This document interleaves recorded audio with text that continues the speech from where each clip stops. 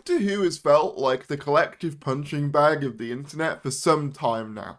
Everyone always says no one watches it anymore, it's dead, and it's on borrowed time. But today I wanted to do something a little bit different and actually analyse, is that even really true? There's a couple of things that got me thinking about this, but there's one thing in particular that kind of caught my attention that I wanted to talk to you guys about. But before we get into it, do me a teeny tiny little favour and subscribe if you're new. That would be greatly appreciated. We are trying to get to 40,000 subscribers by the end of the year, and any support would be greatly appreciated. But with that said, let's dive right in. So what actually got me thinking about this was actually this news from, of all things, The Muppet Show Revival. I watched it the other night. I thought it was absolutely fantastic. This was their one-off special episode, and if this does well, basically, it will end up commissioning, hopefully, a full series of the classic Muppet Show. It had Sabrina Carpenter and Seth Rogen in it. I thought it was great. I thought it was a really, really fun time. Really, really, loyal and faithful to the original version of the Muppets. But anyway, what caught my attention about it was actually the viewing figures for the Muppet Show in America on ABC, on their terrestrial network television. Now, you would imagine, right, given that this is a one-off special with a massive celebrity in it, in a country that's 3 times the size as the UK is population-wise, that it would be, this massive number, this, 10 million viewers overnight type thing. Do you want to know what it actually got? 3.1 million. Now, to be clear, they do say here that was the biggest show of the night on network TV in the 18 to 49 demo. However, I find this quite fascinating to read because, as I point out on Twitter, whenever Doctor Who gets similar numbers, Doctor Who fans act like the apocalypse is upon us and the show is about to be axed. And this was seen as a big success for the Muppets. Now, the obvious differentiating factor here is the streaming numbers. Obviously, according to what I could see, the Muppet Show was on top in about 60 countries on top of Disney+, which I don't think Doctor Who ever achieved when it was on Disney+. So that's really the big wild card here. It probably did substantially better on Disney+ than Doctor Who did, I don't doubt that.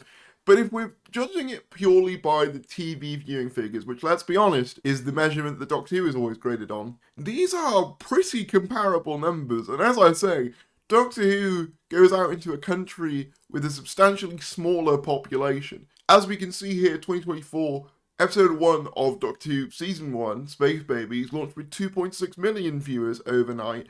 War Between had about 2.8 million, and I believe Robot Revolution had about 2.2, I think. So it's really not that far off this number when you actually compare the two. Now, obviously, there are differentiating factors here. Obviously, this was the biggest show in the 18 to 49 demo for America, which makes me wonder, is there less of a terrestrial TV viewing culture over in America than there is in the UK? You can maybe add that on. But there are ways, key ways, where these two things are actually quite similar.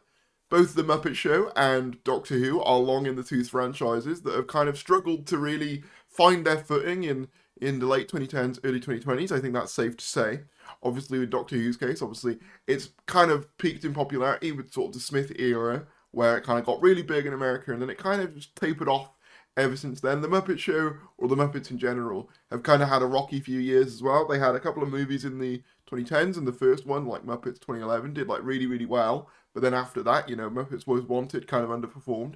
And then, Disney didn't really seem to know what to do with it. They did, an Office version of the Muppets that was more mature, which didn't really do that well. You've also got this thing called, Muppets Now, I think, which was kind of another version of the Muppet Show before. Now, finally, we've just done a classic version of the Muppet Show, which I think is what everyone wanted. But my point is, both of these franchises are nostalgic franchises that both simultaneously launched on Disney Plus and broadcast. In fact, in both cases, I think they were on Disney Plus before they were broadcast. And both got relatively similar numbers, and yet in one case, you can see people celebrating in the comments of The Muppet Show saying, "Oh, I hope this means we're getting a full season. Now you'll greenlight it. Oh, it's definitely getting greenlit. We need more. That's great news, that's great." Basically, people saying that this number is great for the Muppets. And to be honest, I don't know whether it is. I assume it is, given it was the biggest show in the demo that they wanted. But it's just fascinating that when Doctor Who pulls similar numbers, and in fact, even pulls a similar target demographic. You know, it was kind of said that Doctor Who was one of the biggest things among 18 to 49-year-olds that the BBC has. Then it's like, nah, that show is ending. That show is dead. And obviously, as I say, there are differences. Obviously, I imagine The Muppet Show did substantially better internationally on Disney+. Also, I suppose budgets are probably different. I would imagine The Muppet Show is cheaper to make than Doctor Who. However, having said that, I doubt Sabrina Carpenter would have been cheap. You know, she's one of the biggest stars in the world at the moment. Add on Seth Rogen and Maya Rudolph, who were also in the special. Like, I don't know. But the point is, these two things performed relatively similarly, at least when looking at the pure numbers. And yet one of them is seen as a big success and a big, strong start for the Muppets, and hopefully will be a sign of them being recommissioned for the future. And the other is seen as the absolute death nail of a franchise. And I find that kind of fascinating. Another reason why I don't think Doctor Who is as dead as people make out, though, is simply the amount of stuff that's been coming out for Doctor Who of recent has been kind of insane. Obviously, they've most recently announced a CBeebies kids spin-off, like a kids version of the franchise. That's not the sort of thing you do when you're not confident this brand is going to continue into the future. Of all things as well, Funko Pops have recently announced a new line of Doctor Who Funkos, which I found quite surprising given that they haven't done any since, I believe, the early Whittaker era, and I kind of assumed that the Doctor Who ones didn't sell well, so they gave up. But they've done a whole new line of Doctor Who Funko Pops, which is one of the biggest, obviously. I don't know what you'd call them. They're not really toys, they're more collectible brands, I think it's safe to say. But you've also got the fact that fundamentally, as soon as the BBC could announce more Doctor Who, once they could make it public that Disney were walking away, they immediately commissioned another special. It's not like they waited. As soon as, like, they say Disney are no longer partnering, they announce another special. If the BBC were that upset with how Doctor Who was performing, they just wouldn't have commissioned another special. They just wouldn't have bothered. But the fact that they did is testament to the fact that even without Disney, there is still a viability for Doctor Who as a franchise. There's other more circumstantial things I can bring up too. For example, the number of conventions I go to where Doctor Who is a dominant presence, especially UK ones, is kind of insane. Like, I remember, particularly when it comes to things like London Comic Con, I remember seeing comments on their official pages that there were just too many Doctor Who guests. And, you know, it might as well be a Doctor Who convention without the amount of Doctor Who guests they have at London Comic Con. But that indicates to me that the reason why Showmasters in this case keeps booking Doctor Who guests is that there's clearly an audience of people who wants to see the Doctor Who guests, right? Like, there's clearly an active audience of Doctor Who fans who are still around, who will still watch the show no matter what. And that's not something that every show can say. I want to make clear throughout this video that, like, I'm not trying to say that, like, Doctor Who's in the best position it's ever been. Like, we're in 2008 and it's on top of the world. Obviously, I'm not saying that. Like, obviously, it's been a rough couple of years for the show, and obviously Disney pulling out shows that, at least for them, it didn't do the numbers that they wanted.